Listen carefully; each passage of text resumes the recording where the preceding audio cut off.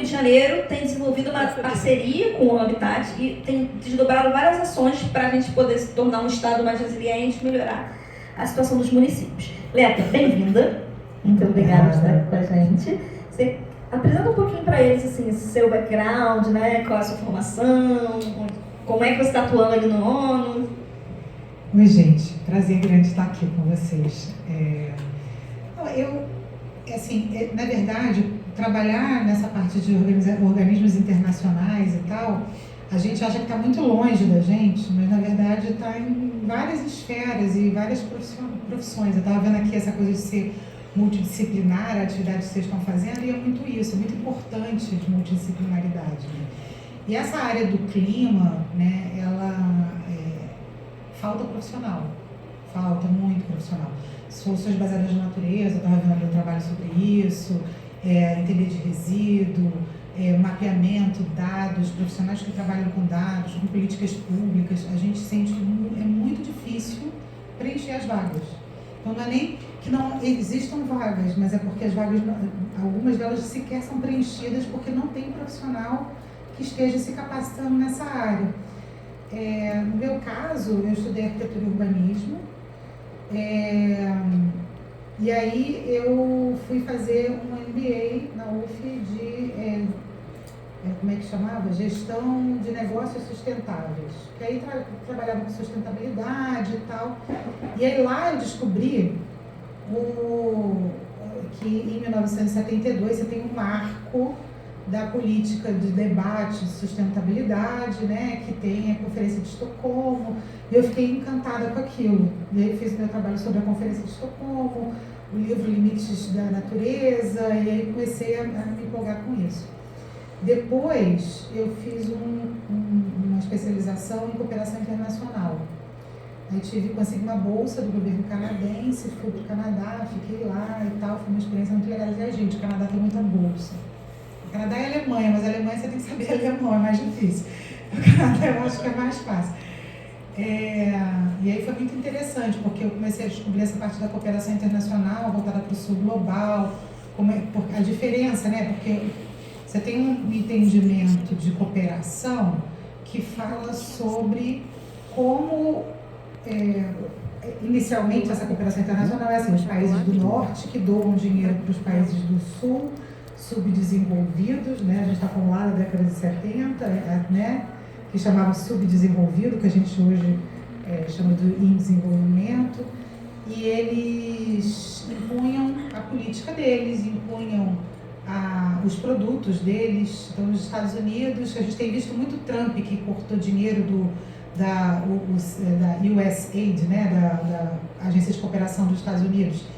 Uma das coisas que eles fazem é ajudar países pobres doando arroz, mas é o arroz americano, então é uma forma de venda do produto americano, né, que o governo americano paga, subsidia. Então eu fui descobrir isso nessa experiência no Canadá, né, e tal, e quando eu voltei, eu tive a oportunidade de trabalhar na prefeitura do Recife. Aliás, uma coisa, gente, todo mundo que puder trabalhar em prefeitura alguma vez na vida, prefeitura você aprende como as coisas são de fato e como as coisas são difíceis. E você aprende o que é política pública, a importância e como ela bate diretamente dentro da sociedade, no cidadão, assim. Então foi uma experiência muito rica, né? Eu fui para a Secretaria de Meio Ambiente, depois eu fui para a Secretaria de Planejamento Urbano, porque a gente vai fazer a revisão do plano diretor. E aí a revisão do plano diretor, falaram, não, mas a gente precisa ter um olhar para a mudança do clima. E aí é uma coisa interessante, porque hoje, para quem vai fazer planos diretores, essas políticas públicas maiores, financiadas pelo Banco Mundial, pelo BID, pelo Banco de Desenvolvimento Latino-Americano, todos eles exigem que você tenha uma política climática e que tenha transversalidade para a política climática. Então, quem está trabalhando nessa área, está se desenvolvendo para esse caminho, também abre um mundo aí de política pública do planejamento urbano. Então, por exemplo, Porto Alegre, depois do desastre todo, Porto Alegre já estava no processo de fazer a revisão do plano diretor. Aí o Banco Mundial exigiu que eles fizessem um plano de ação climática. E aí agora eles estão fazendo, porque parou tudo, os trabalhos tinham começado e pararam, né? E agora retomaram. mas por uma exigência do Banco Mundial para poder emprestar o dinheiro para fazer a revisão do plano diretor, sabe? Então, essas coisas a gente vai aprendendo ao longo, né, que elas vão sendo meio que uma coisa vai juntando com a outra, né? Então, a gente às vezes está na ponta e até o seu cargo ali existe para atender alguma coisa que foi um desdobramento de uma exigência desses marcos internacionais, né? Então, você, como o Neto falou, você acha que está muito longe? Esse ano até nem tanto que vai ser em Belém, né? Ainda é longe, né? Porque o Brasil é muito grande. Mas vai ter muita coisa aqui no Rio, vai ser legal. Mas são muitos desdobramentos de bolsa que muitos de vocês podem, né, obter para fazer pesquisa, para atuar nisso tudo. E as prefeituras realmente estão correndo atrás desse prejuízo, né, porque está todo mundo atrasado, não está?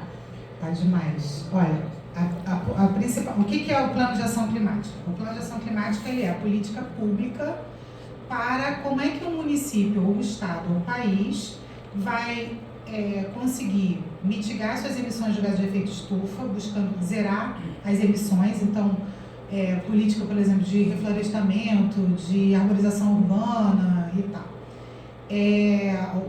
Eletrificação de ônibus, tudo que tira as emissões de gás de efeito estufa. Você tem ações de adaptação à mudança do clima. Então, como é que a minha cidade vai se adaptar e vai conseguir se transformar para conseguir passar por eventos extremos, para conseguir passar por ondas de calor, para poder sobreviver a isso de forma tranquila. E também tem o de resiliência, que é você conseguir aguentar, né? Então, você não tem como evitar chuvas intensas de períodos muito curtos que vão cada vez ser mais intensificados com a mudança do clima.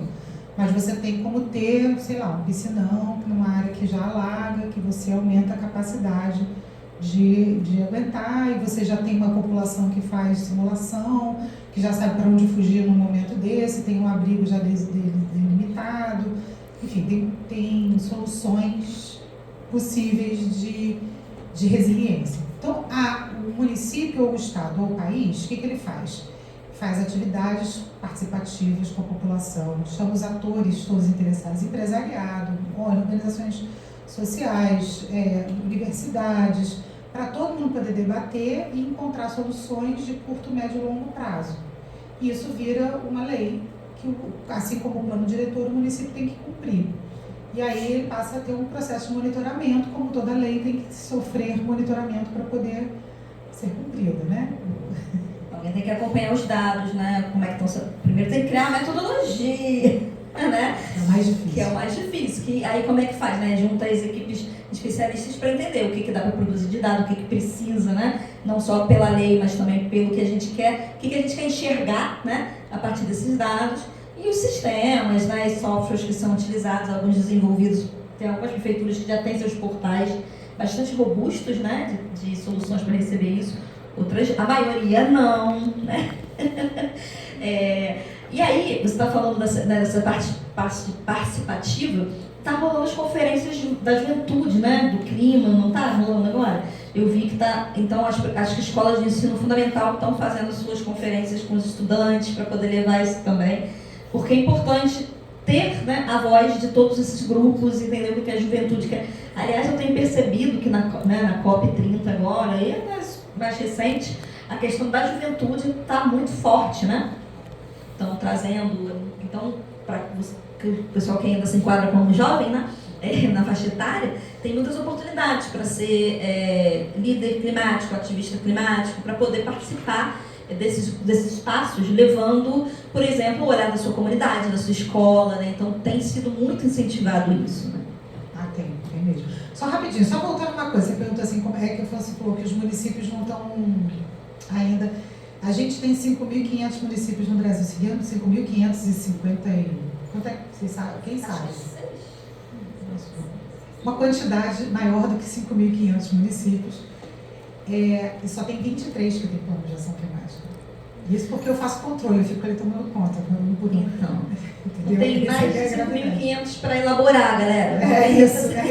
O mercado está aí, é um mercado amplo. E isso está passando a ser obrigatório. Inclusive, o Ministério do Meio Ambiente tem contratado muita gente. E eles estão sentindo falta de profissionais para poder dar conta, porque eles estão estimulando a fazer planos nos estados, para os municípios. Aqui no Rio eles vão fazer 22. E eles não estão conseguindo profissional para isso. E vão começar a fazer treinamento. Então fica de olho, gente, no site do Ministério do Meio Ambiente, porque vai ter treinamento para pessoas se capacitarem para trabalharem com o Ministério do Meio Ambiente, por exemplo. Que interessante. E a grande questão, né, eu acho que o desafio para contratar, porque não basta a pessoa ter uma formação específica, mas você tem que ter esse olhar amplo de política pública. Então, geralmente tem que ser, pelo menos para coordenar, né, alguém que tenha vivência, entendendo essa dinâmica de município, porque o plano não é só para fazer um documento, um caderno, hoje em dia nem caderno, né, fica muitas vezes só no PDF, para dizer que cumpriu, né. Tem que ser feito de uma forma efetiva e com qualidade para que o município utilize aquilo de fato, na verdade, para tomar decisões que contribuam para a adaptação climática e que mitiguem as emissões. Então, não é simples, né? Não é nada simples, mas é importante. Você que está, né, justamente como especialista nessa área, qual é o principal desafio na elaboração desses planos? Eu sei que vocês fizeram os treinamentos lá no ICLEI, eu participei, muito bons, inclusive. Qual é o principal desafio nesses planos? Assim, é o levantamento de dados, é a articulação com o município, entender o formato, porque a lei fala, né, às vezes ali, tem que ter no mínimo isso, mas aquele mínimo será que é suficiente? E ainda assim, são tópicos, às vezes, que dá para fazer de diferentes maneiras ali. Como que o ONU Habitat está trabalhando nesse desenho, para dar esse suporte? No estado do Rio de Janeiro, vocês estão com várias parcerias com o governo do estado, não é? Para fazer levantamentos e projetos diversos. Conta um pouco para a gente. No estado do Rio é interessante, porque, como eu estava falando, né, a gente hoje tem 23 planos de ação climática no Brasil. Mas a gente vai fazer 34 aqui no estado do Rio. Então, a gente vai mais que dobrar a quantidade de planos de ação climática no Brasil. E aí, o Ministério do Meio Ambiente vai fazer mais 22 aqui no estado do Rio. Então, realmente, o estado do Rio vai ser um estado muito diferenciado nisso. O que acontece? A gente hoje está falando com 9 municípios. Eu acho mais difícil, assim, o mais difícil é o município querer, de fato, e empenhar pessoas, porque geralmente os municípios não têm pessoal disponível, né? É difícil, é dura a vida. Para quem for ter a experiência de ela já trabalhou no município, que ela está ali sinalizando. A vida de quem trabalha no município é dura, né? E a gente, então, é mais difícil, eu acho que para começar é isso, a governança do processo. Tem realmente uma falta de pessoal, né? Para pegar o exemplo da Defesa Civil, tem município que a Defesa Civil no município é uma pessoa. E que fica dentro da Secretaria de Saúde. Ou outra qualquer, né, de obras, enfim, qualquer coisa aleatória, uma subsecretaria. E o pior, né, muitas vezes, esse único agente de defesa civil é o primo do prefeito, teve uma cidade lá no sul que eu vi no jornal que era DJ e virou secretário de defesa civil. Se ele for DJ e também arquiteto, porque a gente tem várias habilidades, faz várias coisas, né?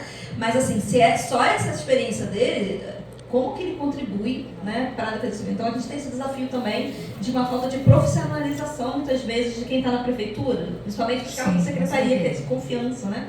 Com certeza. Mas uma outra coisa que eu acho que é importante, assim, é que a gente... Bom, atrás tem assim, o entendimento que o plano serve para alguma coisa, né? Você faz um convencimento disso dentro das prefeituras e tal, e você consegue a adesão. Mas tem uma coisa que é o seguinte, eu estava vendo, né, o trabalho da Jéssica sobre dados, e dados, e faltam dados. Então, para eu saber qual é o tipo de política pública para a mudança do clima naquele município, eu preciso saber quais são as áreas de vulnerabilidade, que tipo de vulnerabilidade ao clima aquele município tem. Então, esse trabalho do mapeamento dos dados, das informações, é muito importante. E a gente até tem no Brasil dados, mas eles são dos passados. A gente foi fazer uma análise de risco e vulnerabilidade de municípios aqui do estado do Rio. Você vê, existem os dados, só que eles estão espalhados e estão cada um de um jeito. Então, como é que você reúne isso e transforma? Para dar um exemplo muito interessante disso, na cidade do Recife, uma experiência que eu tive, todo o planejamento urbano da cidade do Recife era pensando num rio que corta a cidade, chamado Rio Capibaribe. Então, era um parque linear em volta desse rio, E todas as coisas saíam a partir dali. Então tinha um investimento alto da prefeitura, apostando numa melhoria da cidade a partir disso. Aí a gente fez um mapa de risco e vulnerabilidade do município. E a gente descobriu que não era em volta do rio Capibaribe, era em volta do rio Ibura. E pouco tempo depois teve um deslizamento no bairro do Ibura que morreram 200 pessoas. Entendeu? Então, mudou o planejamento inteiro da cidade por causa disso. A falta de dados, né, é muito crítica, pode parecer que nem tanto, mas assim, é fundamental, e se fala muito disso, né? Tomada de decisão baseada em dados, porque senão, tem que começar da onde? Começa da onde? Esse rio cruza a cidade, então é claro que ele é a referência. E não é claro não, né? Muitas vezes não é. Então, existir dados, e dados acessíveis, que é um grande desafio, às vezes a prefeitura faz, mas está lá na gaveta ou no computador de alguém da secretaria, isso tem que ser publicizado, foi um desafio para a gente, né, no levantamento que a gente fez, porque muitas prefeituras têm algumas coisas, mas para você encontrar tem que entrar no link, é quase uma caça ao tesouro, quando tem, né, porque muitos dizem, assim, tem até reportagem dizendo que tem, mas você não encontra em lugar nenhum, e a qualidade desse dado, como que foi gerado, confiabilidade, né, realmente a gente ainda tem muito a caminhar, né? Muito, muito. Mas olha, a gente também se deprecia muito no Brasil, né? Está fazendo coisa legal. Não, a gente está fazendo coisa legal e assim, um exemplo. Uma prima minha foi fazer ciências biológicas, o mestrado dela na Suécia. Ela conseguiu uma bolsa do governo sueco e lá foi ela. Aí ela me mandou uma mensagem: Leta, estou fazendo um trabalho aqui do mestrado e a gente aqui está precisando fazer um mapeamento das doenças no município de Estocolmo. A gente não está conseguindo encontrar esse mapeamento. Como é que vocês fazem no Brasil para fazer mapeamento? Eu falei, se em Estocolmo não tem, como é que eu vou saber como é que o resto tem, né, gente? Então, tá vendo? Não é toda... Não, e a gente tem a Fiocruz, né? O professor Jefferson, que dá aula no nosso mestrado, também trabalha na Fiocruz, acho que ele deve estar lá fora, estava na palestra anterior, e a Fiocruz é referência, né? Então, a gente é referência em saúde pública, com vacina, com toda essa parte, né, de saúde ambiental também. E em mudanças climáticas, o Brasil está assim, né, bem... Está todo mundo olhando para cá, né? Porque, não só porque tem COP30, mas porque nós abrigamos essa grande biodiversidade, nós somos um país de condições continentais, a gente abriga grande parte da água doce do mundo. Então, tem que olhar para cá mesmo, mas não só olhar, né? Tem que ajudar. Então, vem dinheiro também, vem especialista, ajuda a gente. Será que ajuda mesmo? Será que eles têm essa percepção? Porque é o que você falou, né? Então, a gente tem muita parceria internacional, né, no Brasil. Claro, o ONU é um organismo, né, que trabalha aí multilateral, mas o Brasil tem um histórico de parcerias com a Alemanha, com a França, né, com os Estados Unidos, Inglaterra. Para as partes técnicas também, eu lembro que a parte de recursos hídricos foi se desdobrando muito, né, na política nacional aqui no Brasil, a partir do modelo francês, né, muita gente foi para lá. Mas quando vem, eles precisam dos especialistas daqui, né? E tem que ser esse diálogo, na verdade. Então, que você falou dessa síndrome do vira-lata, também de achar que eles sabem tudo e vir para cá, porque quem conhece o território é a gente. Não, totalmente, sem dúvida. E o Brasil, ele tem uma qualificação técnica muito grande, né? Nós todos aqui somos profissionais muito bem treinados e com muita capacidade, né? A gente fica com essa síndrome da vira-lata e não é verdade, assim, e eles ficam muito curiosos com isso, porque de fato, quando a gente chega chegando, né, e tal, então é diferenciado mesmo, assim, eu acho que a força de trabalho técnica brasileira é muito boa, falta gente, porque na verdade a gente tem um processo de desigualdade, onde nem todo mundo consegue chegar na universidade ou ascender para fazer esse tipo de capacitação. E muitas vezes até que consiga, né, fazer a graduação, vai ter que empreender por sobrevivência ou trabalhar com outras coisas, e você às vezes perde, né, grandes potenciais, pessoas que são incríveis e que, precisam viver, né, com desafios de não conseguir. Uma das coisas que também sempre faltam, e aí para esse tipo de trabalho faz falta, gente, quem puder se virar nos 30 para aprender, pelo mínimo estar muito bem em inglês. Que não ter inglês fecha muitas portas, exatamente por causa disso. Por exemplo, você estava falando de cooperação com outros países, né? A Alemanha tem um escritório chamado, tem o GIZ, que é o coisa de cooperação alemã, né? E eles têm escritório em Brasília, e tem dinheiro alemão. e eles contratam brasileiros para trabalhar. Então sempre tem que ficar em Brasília? Não tem que ficar em Brasília. Como eles têm o recurso alemão para fazer projetos, eles contratam consultores pelo Brasil para fazer as coisas. Mas aí tem que ter inglês, por exemplo, para poder se comunicar. A equipe deles de lá, né? Vai ter que dialogar. Então, pelo menos, gente, a gente sabe que é um desafio também que o Brasil também tem essa mania de pedir nas vagas inglês fluente. E quem tem inglês fluente? Quem nasce lá também, né?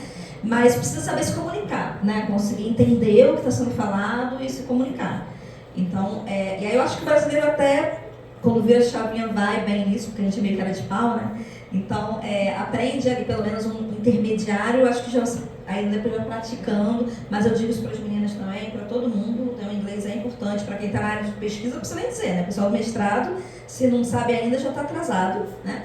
As meninas do ensino médio ainda dá tempo de ir atrás, mas quem está na graduação, né? Além de todas as outras coisas que está estudando, o inglês é o básico. E a gente está na América do Sul, que somos o patinho diferente, não vou dizer feio não, porque nós somos lindos. Mas só a gente fala português desse continente, gente. Né? Então o espanhol também é recomendado, né? É bem importante. Eu tive uma experiência, eu tô contando causos, gente. Se vocês não estiverem gostando, vocês me avisam que eu mudo o formato. Mas quando eu entrei no ICLEI, o ICLEI é uma ONG que foi fundada na Rio, em 92, e que trabalha com o entendimento seguinte: aqui na Rio 92 os municípios se juntaram e falaram, poxa, só os presidentes da República têm representação nesse negócio. A gente quer ter voz. E aí eles criaram essa associação de municípios pelo mundo. De prefeitos, governadores, enfim, o tal do subnacional, tudo que não é presidente para baixo, né? Que aí cada país tem um distrito, tem o seu, a província, tem... Então é uma organização que tem uma sede na Alemanha, hoje eu tenho sede no Canadá, eles migram um pouco, mas aqui no Brasil, a sede para a América do Sul é no Brasil, em São Paulo. Aí eu fui trabalhar com eles e aí, em determinado momento, eu virei gerente técnica, só que é gerente técnica para a América do Sul. E meu espanhol, mais ou menos. Então, foi uma doideira, porque eu ficava com o Google Tradutor na minha frente, fazendo reunião online, fazendo negócio, até que eu parava de trabalhar e ficava estudando espanhol, assistindo série, fazendo livro, lendo livro, fazendo não sei o que, com dicionário na mão, para eu conseguir me virar e me comunicar. Espanhol tem essa vantagem, a gente consegue, mas não é sem sofrimento, sem estudar. Não, no espanhol, assim, a gente consegue entender, mas eles não entendem a gente. Então, assim, você fala lá, porque a gente está entendendo eles, você acha que você vai falar, eles vão entender, ficando com a sua cara, assim. Eles não entendem. Não entendem. Então o espanhol também é importante. Agora as tecnologias facilitam isso, né? Acho até para essas cooperações. O Zoom, por exemplo, agora tem uma assinatura que tem legenda traduzida, então dá para ter um monte de gente falando, você ativa a legenda e ele já traduz, isso é uma beleza, né? Mas não tinha, né? Quando a gente começou a se aventurar nessas coisas todas, né? Mas ó, é divertido, vai. Não é sem intenção, mas é divertido. Você entra numa reunião numa língua, depois você sai para começar a falar português, aí você entra numa reunião numa outra língua, aí você vai ficando meio doido, começa a misturar as coisas, mas funciona, é legal. Você começa a conhecer culturas diferentes, entendeu? Com palavras misturadas. Totalmente misturadas. A questão do idioma é importante porque abre, né? Não só para quem quer seguir uma trilha empresarial, que aqui a gente tem curso de mestrado, é um mestrado profissional. Então, muitos já estão no mercado e outros estão querendo, né, migrar para a área ambiental ou redirecionar o seu trabalho. Então tem essa linha corporativa, mas como a Leta falou, né, tem esse monte de oportunidades que estão surgindo, e eu tenho visto muito mesmo. O ONU mesmo está tendo muita vaga, inclusive focada no Brasil, né, para projetos diversos.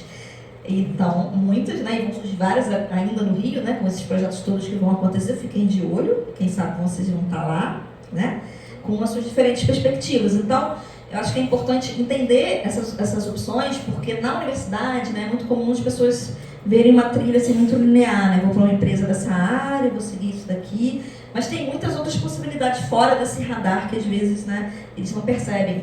E essa capacitação, seja no mestrado, na graduação, né, esse direcionamento, pode levar para esses caminhos também, quando vê, está lá na Alemanha, está lá, sei lá onde, nos projetos. E quando você entrou, e a coisa vai andando, gente. Mas eu trabalhei na Ernst Young, na época. E aí, essa coisa do corporativo, né? No setor de projetos de clima. E também tem um mercado interessante de trabalho, né? Também para quem é do clima, para quem está, né, indo para sustentabilidade e tal, tem muito trabalho nessa área corporativa, né? E é importante porque se a gente quer combater a mudança do clima, a gente precisa chegar também nas empresas, né? Pra você ter uma ideia, assim, uma amiga minha foi trabalhar numa empresa de automóveis, de produção, fábrica de carros. E ela descobriu, no setor de sustentabilidade, e ela descobriu que uma das fábricas no Rio Grande do Sul, só uma das fábricas, se eles trocassem um carro quando vai sair da fábrica, ele sai com 6 litros de gasolina. Se eles trocassem os 6 litros de gasolina por etanol, a redução de emissões de gases de efeito estufa só nesse movimento é igual às emissões de gases de efeito estufa do município do Recife em um ano. Nossa, é brutal. Muita coisa, tá vendo? Então é importante. Nossa, é assustador. Mas é isso, né? É ter esse olhar cuidadoso, buscar nos detalhes, entender os dados, fazer conta, né? Porque é para conta dos lápis mesmo. Isso, como é que eu compenso, o que corresponde. Então, nas empresas, realmente, elas estão tendo que se adequar por legislação ou por demanda dos fornecedores, dos parceiros. O mundo está falando sobre isso e elas estão buscando entender como é que elas fazem parte delas, né? Dependendo do setor, tem metas mais arrojadas, né? Então tem esse espaço para fazer os inventários, né, de gases de efeito estufa, que aí também é um trabalho bastante técnico, né? E aí tem químico, engenheiro, tem gente de todas as áreas, se você imaginar. Tem no órgão ambiental, né, os órgãos ambientais.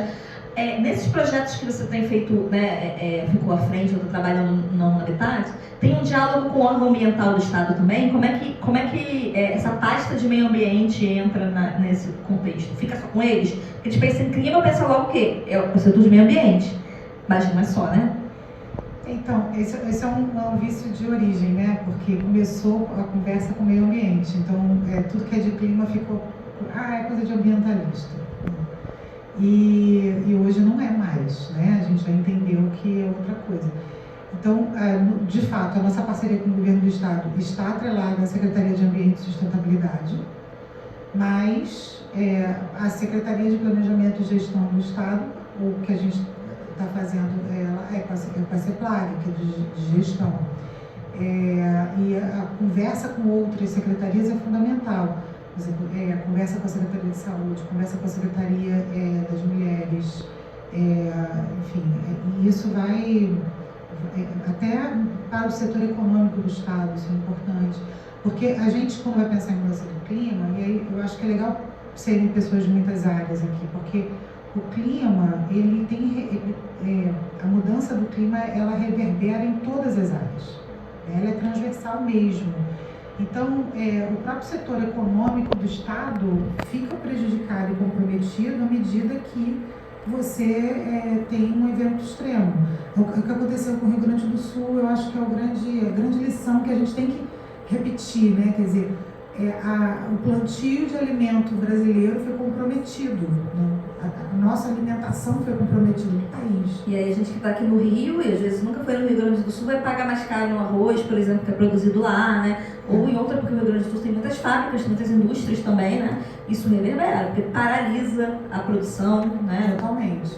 Então, e o Brasil tem muito forte na agropecuária, então a produção de alimentos é muito forte no nosso PIB e sofre diretamente com a mudança do clima, né? Então não dá para não ligar para isso, o Brasil tem que ficar muito atento. Agora, eu estava em Petrópolis, a gente está fazendo um trabalho muito legal em Petrópolis, eu acho que não te contei sobre ele, vou aproveitar para contar.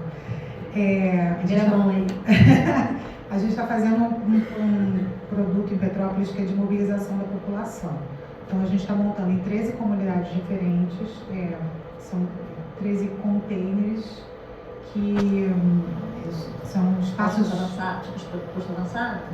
Na verdade, assim, são espaços de comunitários de sustentabilidade, que você pode fazer muitas atividades. Para engajar e mobilizar, né? Para engajar e mobilizar. E aí treinamento de defesa civil, primeiros socorros. Você precisa ir lá conhecer, muito interessante. A gente aceita. Vamos, leva. Pode fazer uma visita lá.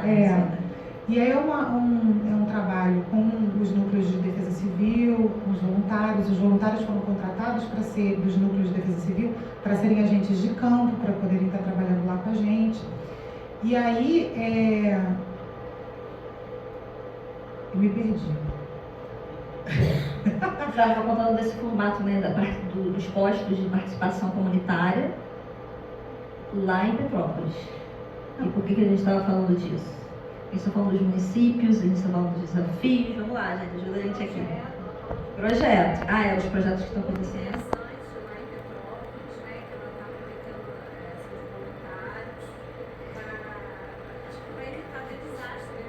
Para evitar desastre. Só para né, acho que você quis contar o projeto novo que vocês estão fazendo. Mas só para contextualizar quem não sabe, Petrópolis é o município mais vulnerável, né, a desastres no país. É o que mais teve, né, óbitos associados a desastres no país. O maior número é Petrópolis. Então não é à toa, não só porque a cidade é gostosa, bonita, né, porque é super agradável, né, tem toda essa coisa histórica.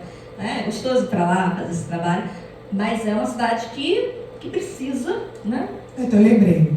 O gancho era econômico, porque a gente estava falando sobre os impactos também econômicos da mudança do clima. E Petrópolis, como é uma cidade extremamente vulnerável, que sofre com as chuvas e que todo mundo sabe que pode cair a barreira no caminho, a cidade sofre com turismo.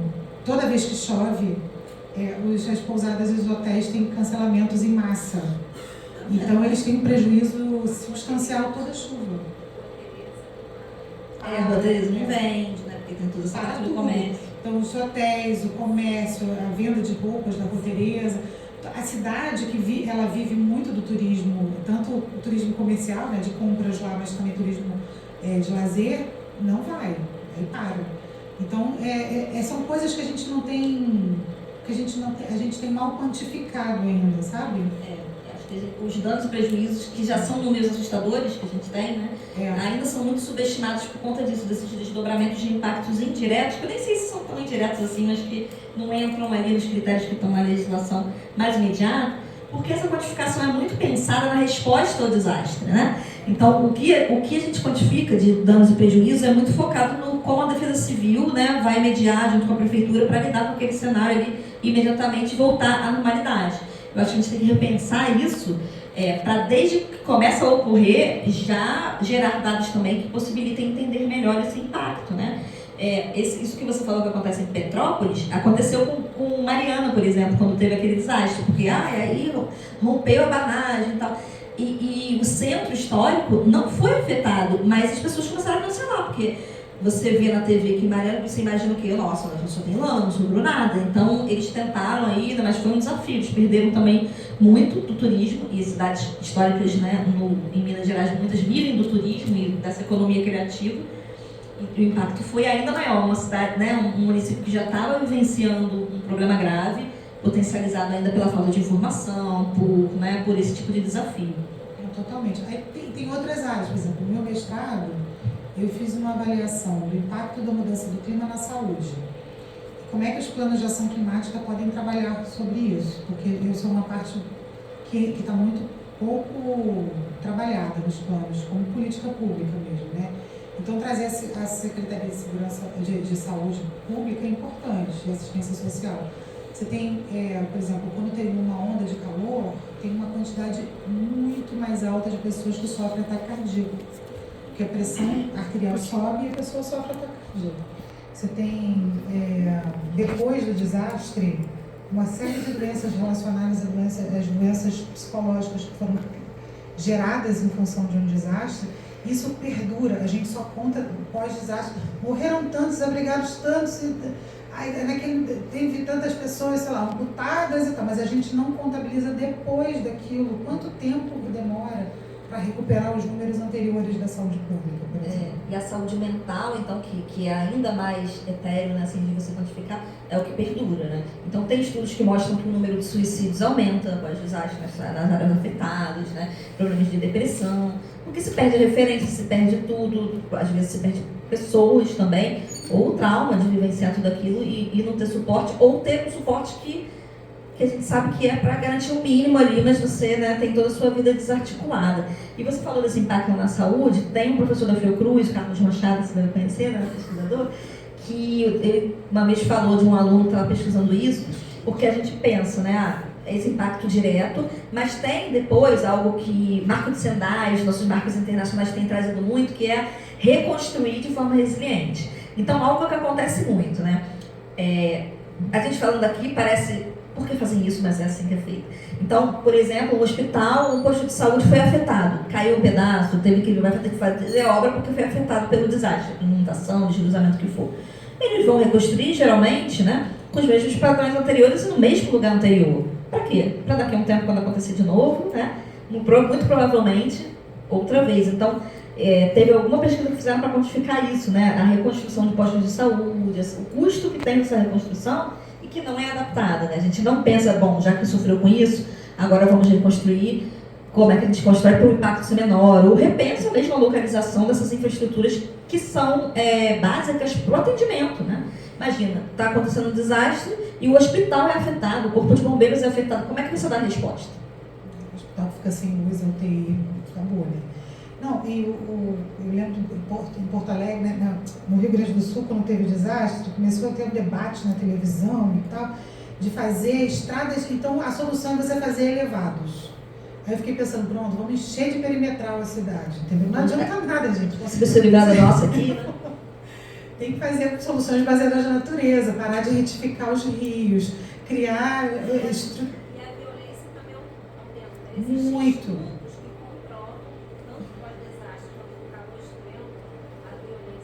Aumenta, né? A O violência. nível de estresse aumenta, né? E aí tem a violência ainda contra as mulheres dentro dos abrigos, né? Que tem uma quantidade de estupro muito alta também. Então, são muitas camadas, né? Ou seja, é um assunto, né? A questão das mudanças do clima e dos desastres, é um assunto totalmente multidisciplinar, porque afeta todas as áreas. A gente precisa que profissionais de todas as áreas e os cidadãos, ou seja, todos nós, consigamos perceber, né, qual é o nosso papel nisso, seja para cobrar, seja para saber como é que a gente ajuda, como a gente se mantém seguro, não é verdade? E então, esses planos que estão aí surgindo, né, e tem esse monte para sair para o Rio de Janeiro, vão adotar essa abordagem multidisciplinar, multissetorial, né? Eles estão guardando espaço para escuta e para construção participativa, colaborativa? Então, a gente vai usar uma metodologia do ONU Habitat, que é exatamente uma metodologia de diagnóstico participativo. Então, a ideia é fazer muitas atividades de escuta em diferentes áreas da cidade que vai ter o plano, para poder ir pegando diferentes olhares daquele município. Porque, às vezes, você faz uma coisa centralizada e só vai aquele grupo, e sempre é o mesmo grupo. E todas as vezes que você fizer, vão ser as mesmas pessoas. Então, quando você vai em outros lugares, você consegue alcançar públicos diferentes em dias da semana e horários também diferentes, né? Mas a gente trabalha muito com essa questão participativa. E aí é interessante porque essa metodologia se chama City Rap. E ela só foi aplicada até hoje em pequenos municípios africanos, em diferentes áreas da África, mas até hoje não teve nenhum grande município, nenhuma área muito grande. Sempre uma coisa mais comunitária. Então vai ser a primeira vez que a gente vai aplicar essa metodologia de maneira bem maior. Bem maior. Vai ser muito legal isso, porque a gente está apostando numa capacidade, porque o grande desafio, geralmente, dos planos, isso para qualquer plano, né? Fazer plano diretor, que tem muita... as pessoas se comovem mais e se mobilizam mais, mas mesmo assim a participação é muito baixa. Por exemplo, o plano diretor da cidade do Recife. A gente fazia propaganda do plano diretor até no papel de padaria. A gente doava o papel de botar pão para as padarias, para eles botarem lá o site, para as pessoas irem contribuir e tal. E foi um plano diretor, tinha propaganda na televisão, contribuiu com o plano diretor, não sei o quê. E foi um plano diretor que teve muita atividade participativa, muita coisa.